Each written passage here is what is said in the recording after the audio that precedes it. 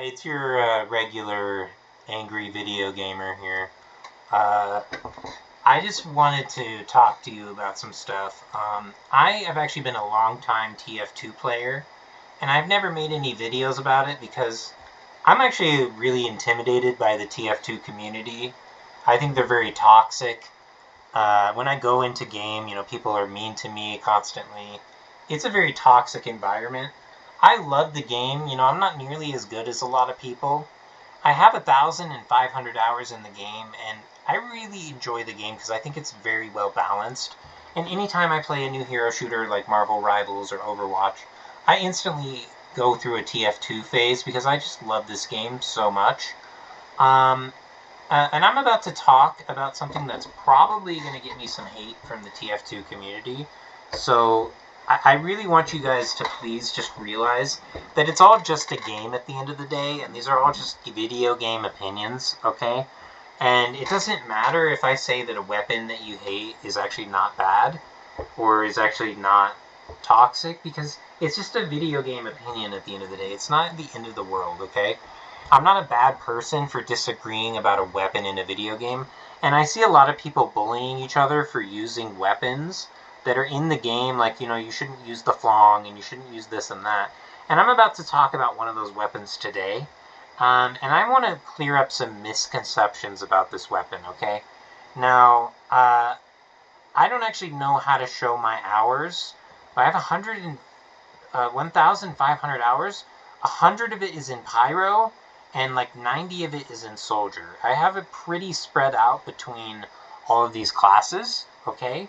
And the weapon I wanted to talk to you today was about a weapon called the Homewrecker, okay? And the thing about the Homewrecker is it's one of the most hated weapons in the entire game, but I've actually never gotten people bullying me for using it. Unlike certain other weapons, right? If I use the black box, people will generally like make fun of you for using it. And it's like, it's not even really that strong. It's really just like a show of a skill issue that you're complaining that you're getting killed by a black box, which only heals 3 weapons in a clip. And if you can't kill a soldier with that much reloads, like, I don't know, man. It just seems like it's kind of like whiner behavior, but, I mean, if it's in the game, you probably should try to counter it, right? And I understand that things like the Wrangler can be very frustrating. But what I'm going to do now is I'm going to talk about the Homewrecker, and I'm not here to redeem the Homewrecker or push any kind of agenda, because actually at the end of the day, I have several corrections I want to make about the discussion about the Homewrecker that probably contextualize it a lot better. And I actually want to start by saying that, I can't just say the Homewrecker is actually not toxic, right? I can't say that the Homewrecker is actually not overpowered, because I do think the Homewrecker is overpowered. I just think you guys don't understand why, okay? And I think you don't understand what's so toxic about the Homewrecker, because you have not actually used it for a long period of time. And people are actually giving really bad arguments that I disagree with. And I think the problems with the Homewrecker are entirely different than what you guys think they are, okay? Now, here is the common argument that I hear that I disagree with, okay? The common argument I hear is that the Homewrecker is really toxic because it can remove a sapper in one hit. And that feels bad as a spy. But the side benefit of being able to destroy buildings isn't really relevant at all. And it never comes up ever, right? It's just like a completely useless stat, and you could just use your flamethrower for that, because you're never going to be destroying buildings with this thing if you have it equipped. You're going to be destroying sappers, okay? Now, in all honest truth, I think I disagree with both sides of that argument, okay? Now, I have been maining a support pyro for a very long time, okay? I will show you my loadout really fast. This is the loadout I usually use. I don't usually use that unless there's a rocket jumping soldier. But this one right here is my Homewrecker, okay? And when I bought this, I have a lot of Stranges, but when I bought this, I assumed that I was going to be using it to destroy sappers constantly. Okay? So I immediately bought a strange part that said remove sappers. And I'm going to be showing you the stats on this thing in a second. Okay? Let's just show right now, okay? If you look here, I have 26 kills, 153 sappers removed, and 50 buildings destroyed. Now you may look at this and say, well, the argument is true. You do destroy a lot more sappers than you destroy buildings. But what you have to realize here is that this is misleading, okay? I had the sappers removed strange part for literally like 5 to 10 years of constant use of this thing.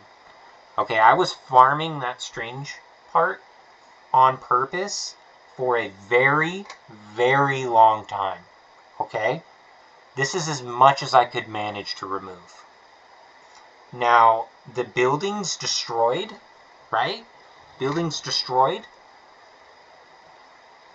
That I added like a week ago. Seriously. I didn't even add that very long ago, and I already got 50. Now, that wasn't a surprise to me, because as I've been using this weapon for years and years and years, I have noticed something about it.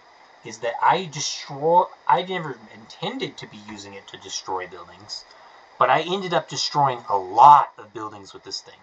If I had had the buildings destroyed strange part this whole time, it would be literally like it would be like 500 buildings or something. Like you destroy a lot of buildings when you have this thing equipped constantly. And that's the thing you don't really realize, is that as a pyro, you come across a lot of teleporters and dispensers just everywhere, right? Like, because you're taking weird flank routes and stuff, you just end up near a lot of dispensers, and you become like a bane of dispensers with this thing. Okay? I ended up destroying a lot of buildings with this thing. Now, it's not like it's really that much more than anyone else, right? Everybody comes across buildings all the time, right?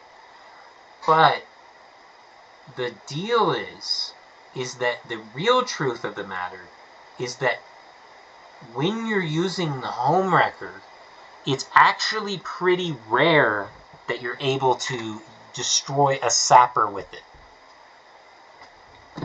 And that's the thing that people don't really realize, is that they say, oh, well, you shouldn't destroy it in one hit. And you, as the pyro, who is trying to save the engineer's building, you have no idea that the engineer's building has a sapper on it as you're going around fighting nearby to it. Because every time the engineer gets sapped, he immediately gets a notification that says, there's a sapper on your building, go remove it. But the pyro, and I don't, sit there camping the sentry constantly, right? I only use this thing when I happen to come across a sapped building. And there is no other way to do it. I've tried to camp buildings waiting for sappers. It doesn't work, right? It's an ineffective strategy, okay? You are wasting everybody's time by sitting there camping a fucking sentry gun, trying to wait for a sapper to fucking remove, right? You're way better off defending the sentry gun from other threats, because the sapper happens like for like a brief moment whenever the spy shows up. It's not like a whole game thing of like constantly being sapped, right? That doesn't happen, and you rarely notice it. And honestly, a lot of times I do fail to save the sentry, because by the time I see that it's being sapped, it's already too late, right? So what I'm saying is that the Homewrecker, the fact that it removes sappers in one hit, and it gives you increased damage to buildings, is in fact overpowered. Because the building benefit combined with the sapper benefit is too much benefit. Do you know what I'm saying? Like, with this thing, you can get submerged enemy kills, but that never comes up. Like, pyro sharking is fun, and I do it, and I go on water-based maps, and I try, right? But, like, it's not really, like, that viable of a strategy, to be honest. It comes up sometimes on certain maps, every once in a while, but it's very, very, very situational. And this one can remove sappers in 2 hits, okay? So here's my proposed redesign, okay? And this is going to be probably a little triggering to most people, okay? What I say is take the Homewrecker and just remove its ability to remove sappers. Make it just a buildings destroying buildings weapon. It already has 100% damage to buildings, right? So just make it a weapon for destroying buildings, because that is actually what it's good for, right? Like, if I'm being real with you, that is really what it's good for. And then take this Neon Annihilator and just make it the same, and it'll destroy sappers in 2 hits or whatever, right? And then you can still have a pyro that removes sappers in a way that the community is more cool with, because it's in 2 hits, right?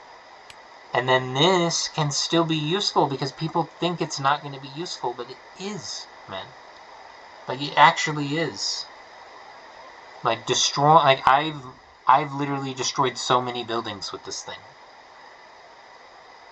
Right? You could even make it one-shot buildings or something. I don't even know. Like, somehow boost the damage beyond 100%. I mean, 150% damage to buildings or whatever, right?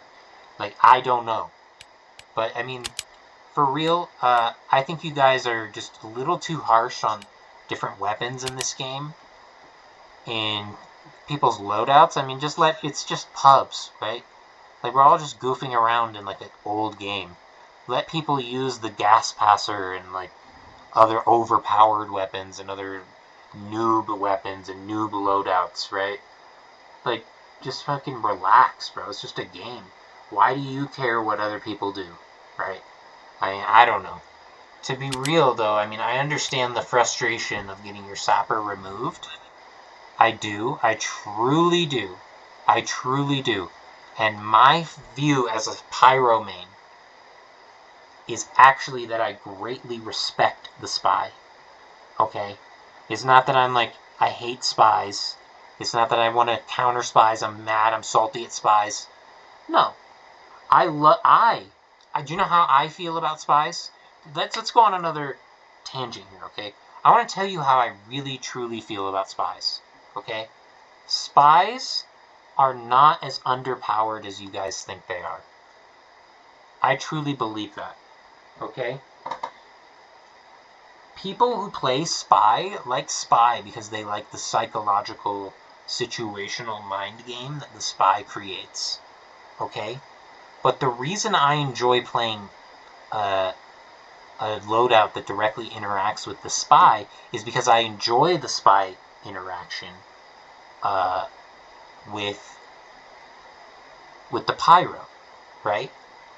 Because I don't know if you know this, but I don't feel like I dominate spies all the time.